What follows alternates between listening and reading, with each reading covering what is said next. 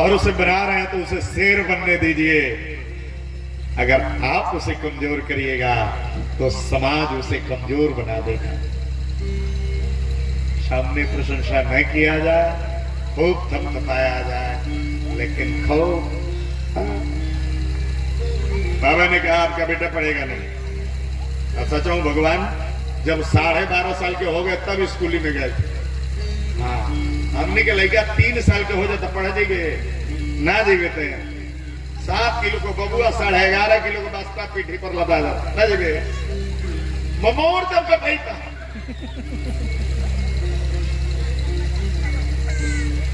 गजब गजब महाराज, अद्भुत काम है। कुछ लोग तो इसलिए जबरदस्ती भेज रहे हैं कि कम से कम 4, 5, 6 घंटा तो एक बलाई कमा थोड़ा उसको।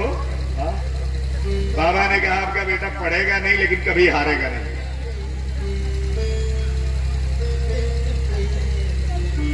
बड़े बड़े पराक्रम करके दिखलाएगा। जो सबको जीतता है उसको भी जीतेगा आपका बेटा। जितना बाबा बता रहे थे, यशोदा मैया को एक कुन्निक नहीं लग रहा था। मैया इंतजार कर रही थी पतोहिया के बारे में कब बताएंगे। मां से रहा नहीं गया। मां ने पूछा बाबा बहू कैसी मिलेगी? बाबा ने कहा बहू न पूछो, बहू में पूछो। इसके लग्न में राहु है, बहु पत्नियों का स्वामी होगा। मां ने पूछा 2-4 होंगी? भगवान शिव ने कहा 16,108 होंगी। उसमें कुछ तो आपसे भी बड़ी होंगी। मां प्रसन्न हो गई। अधिक बहुओं की संख्या मेरा पुत्र उतना योग्य होगा तब तो इतना ब्याह होगा। खुश हो गई। बाबा बताने जा रहे थे कि जब लाला 11.5 वर्ष के होंगे अक्रूर जी आएंगे। लाला ने 2 उंगली बढ़ाई, बाबा के पेट में चिकोटा। बाबा समझ गए आगे बोलने में खतरा है। बाबा ने कहा अगली बार कभी आएंगे जब लाला बड़े हो जाएंगे ना तो दोबारा फलादेश करेंगे। अभी के लिए अनुमति दीजिए। दासी आई, यशोदा मैया के कान में कही मैया अब तो भीख दे ही दो। बाबा को भी लगा अब भीख मिलने वाला है। बाबा ने झोली फैला दिया। नंद बाबा के घर आए गौरा के वर, सत्य बोला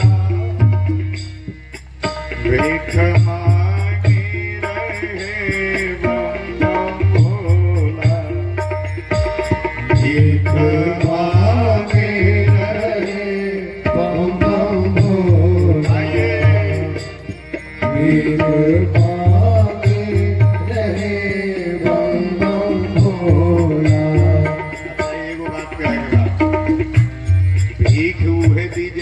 सोहत भीख दिया सबका यहाँ ना सहला।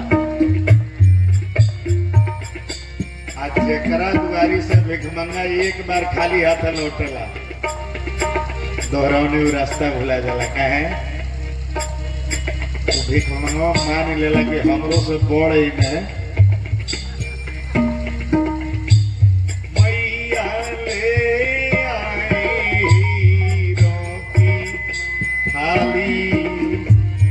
मैया ले आए हीरों की थाली। मैया ले आए हीरों की थाली। अवधर दानी ने झोली हटा ली। अवधर दानी ने झोली हटा ली। अवधर दानी ने झोली हटा ली। इसको रख अपने घर, मुझको लगता है डर। सत्य बोला भिख मांगी रहे बम बम भोला। भीख मांगे रहे बम बम भोला। भीख मांगे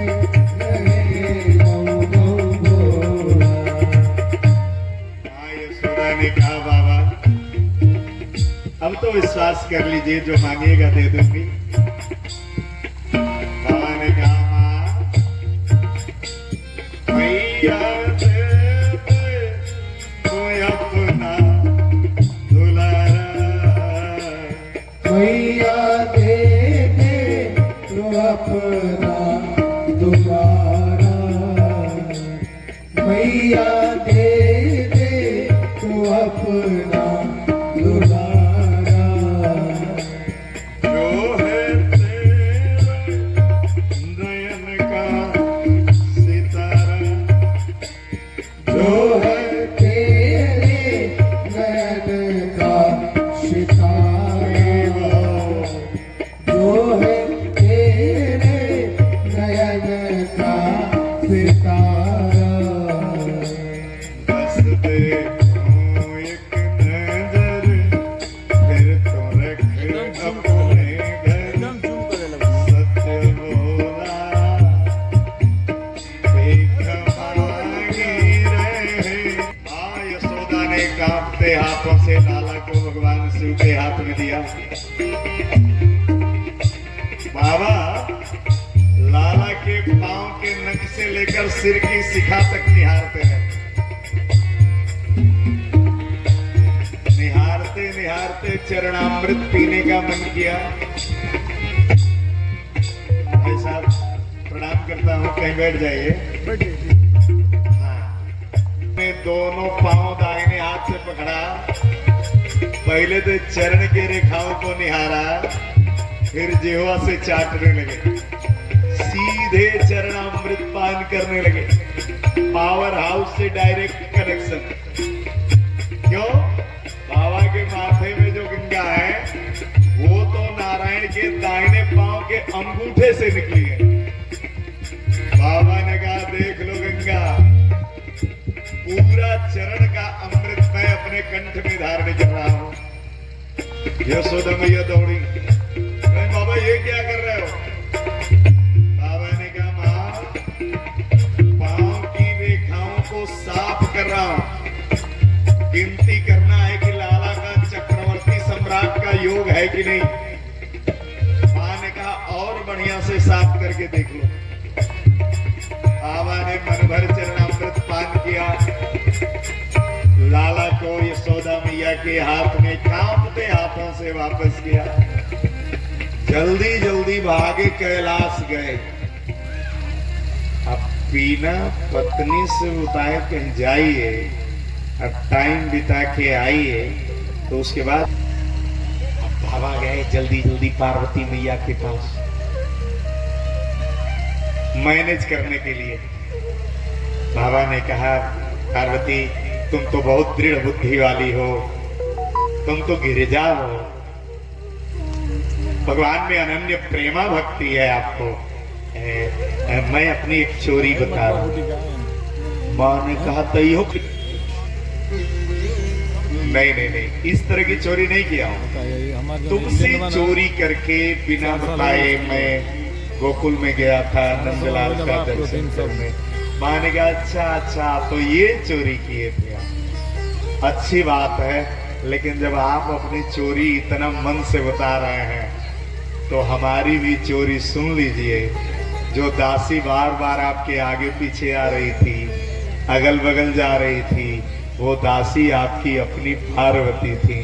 भगवान शिव ने हाथ जोड़ा, कहा चलो दोनों मिलके एक ही चोरी की है।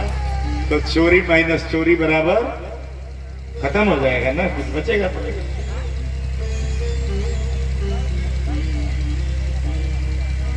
इधर